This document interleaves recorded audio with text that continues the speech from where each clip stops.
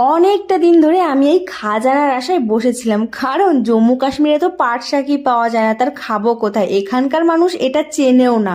এটা কোথায় তাহলে পেলাম? দাঁড়ান বলছি, তার আগে রান্নাবান্নাগুলো সেরে নি। পাট শাকটা করেছিলাম রসুন দিয়ে ভাজা, আর মাছ করব। লিচুটা বেশ তাজা ছিল, এখানে তো সচরাচর এরকম তাজা লিচু পাওয়া যায় না। আর আজকে ভাবছি করব দই কাতলা। আমি আবার মাছ ভাপা খেতে ভীষণভাবে ভালোবাসি, তাই ভাবছি একটুখানি মাছ ভাপা করব।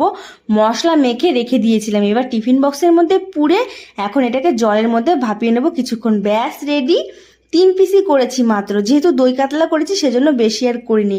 রান্নাবান্না কমপ্লিট হয়ে গেছে, এখন আমি বাসনপত্রগুলো মেজে নিচ্ছি। এদিকে আমি কাজ করছি আর ওইদিকে আমার সোনা মাম্মাম পুরো দুষ্টুমি করছে। এবার বলি, আমি পাট শাক পেলাম কোথায়?